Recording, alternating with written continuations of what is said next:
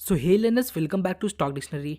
आज के वीडियो में हम फ्लैग पैटर्न को देखने वाले हैं, उसका फॉर्मेशन समझेंगे और समझेंगे हमें कैसे फ्लैग पैटर्न को इफेक्टिवली ट्रेड करना है। मुझे पूरा भरोसा है अगर आप इस वीडियो को एंड तक बिना स्किप किए देखते हो तो डेफिनेटली आपको कुछ नया सीखने को मिलेगा। फ्लैग पैटर्न हमें चार्ट में कुछ इस प्रकार से दिखता है। ये एक कंटिन्यूएशन पैटर्न है। ये दो तरह के होते हैं, पहला स्टैंडर्ड फ्लैग और दूसरा पेनेंट फ्लैग। पहले हम standard flag and pole pattern को समझते हैं। ये दो तरह के होते हैं, बुलिश और बेरिश। तो जब एक शार्प अपट्रेंड के बाद मार्केट करेक्ट होता है, हम सभी को पता है कभी भी प्राइस डायरेक्ट ऊपर या नीचे नहीं जाता, मार्केट करेक्शन के साथ आगे बढ़ता है। तो जब इस करेक्शन पीरियड में हमें दो पैरेलल ट्रेंड लाइन, मतलब एक दूसरे के समानांतर trend line downward side tilt मिलते हैं, तो हम इसे बुलिश फ्लैग पैटर्न बोलते हैं। इस शार्प अपट्रेंड के दौरान फ्लैग के पोल का फॉर्मेशन होता है और करेक्शन पीरियड के दौरान फ्लैग का फॉर्मेशन होता है, और ये दोनों मिलकर फ्लैग एंड पोल पैटर्न का फॉर्मेशन करते हैं। अब बेरिश फ्लैग पैटर्न को समझते हैं। तो जब एक शार्प डाउनवर्ड मूव के बाद मार्केट थोड़ा करेक्ट होता है और इस करेक्शन पीरियड में हमें जब दो पैरेलल ट्रेंड लाइन मिलते हैं, ये दोनों ट्रेंड लाइन असेंडिंग फॉर्म में होते हैं, मतलब ऊपर जाते हुए, तो हम इसे bearish flag and pole pattern बोलते हैं। ये शार्प डाउनवर्ड मूव पोल का फॉर्मेशन करता है और ये करेक्शन पीरियड फ्लैग का फॉर्मेशन करता है। अब पेनेंट को समझते हैं। ये भी दो प्रकार के होते हैं, बुलिश और बेरिश। तो जब एक शार्प अपवर्ड मूव के बाद मार्केट कंसोलिडेट करता है और इस कंसोलिडेशन पीरियड के दौरान हमें दो अपोजिट ट्रेंड लाइन मिलता है। यहाँ देखिए, यहाँ दो अपोजिट ट्रेंड लाइन है। अपर ट्रेंड लाइन नीचे आ रहा है और लोअर ट्रेंड लाइन ऊपर जा रहा है, तो इसे हम पेनेंट बोलते हैं। ये दिखने में एक छोटे सिमेट्रिकल ट्रायंगल पैटर्न की तरह होता है, पर सिमेट्रिकल ट्रायंगल बड़े टाइम पीरियड का होता है और पेनेंट एक छोटे टाइम पीरियड के कंसोलिडेशन के दौरान बनता है। और साथ ही साथ सिमेट्रिकल ट्रायंगल में ये शार्प मूव नहीं होता, पर एक पेनेंट के लिए ये शार्प मूव मैंडेटरी है। नाउ अब बेरिश पेनेंट पैटर्न को समझते हैं। तो जब एक शार्प डाउनवर्ड मूव के बाद मार्केट कंसोलिडेट करता है और इस कंसोलिडेशन पीरियड में हमें दो अपोजिट ट्रेंड लाइन मिलते हैं जो आगे बढ़ते हुए एक दूसरे को कॉन्ट्रैक्ट करते हैं, तो हम इसे बेरिश पैटर्न बोलते हैं। सो यहाँ तक हमने इन पैटर्न का फॉर्मेशन देखा। अब समझते हैं हमें इन्हें ट्रेड कैसे करना है। हम फ्लैग पैटर्न को दो कंडीशंस में ट्रेड कर सकते हैं। पहला, after a breakout. Let suppose market यहाँ रेंज में है, नेक्स्ट मार्केट यहाँ ब्रेकआउट देता है और फिर यहाँ एक फ्लैग पैटर्न फॉर्म होता है, तब हम यहाँ ट्रेड ले सकते हैं। अब इसके पीछे का लॉजिक समझिए। ब्रेकआउट के बाद जब मार्केट फर्स्ट पुल बैक लेता है तो बहुत से ट्रेडर्स इस पुल बैक में एंटर होते हैं इस ट्रेंड को कैच करने के लिए। ट्रेड कैसे करना है आगे हम इसी वीडियो में देखेंगे। सेकंड, अगर मार्केट एक हेल्दी ट्रेंड के दौरान मूविंग एवरेज और ट्रेंड लाइन पर फ्लैग पैटर्न फॉर्म करता है, तब हम यहाँ ट्रेड ले सकते हैं, क्योंकि हम सभी जानते हैं moving average dynamic support and resistance का काम करता है। तो पॉसिबिलिटी है मार्केट यहाँ से वापस अपने ट्रेंड को कंटिन्यू करे। आइए कुछ एग्जांपल्स देखते हैं। यहाँ आप देख सकते हो हमारे पास एक सपोर्ट लेवल है।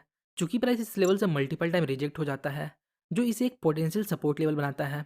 नेक्स्ट, प्राइस सपोर्ट लेवल को ब्रेक करता है, बट हमें इस ब्रेकआउट पे एंट्री नहीं लेना, क्योंकि इस मूव को देखिए, ये इस लेवल से डायरेक्टली पैराबोलिक मूव्स के साथ आता है और सपोर्ट लेवल को ब्रेक करता है विदाउट कंसोलिडेशन या रिट्रेसमेंट।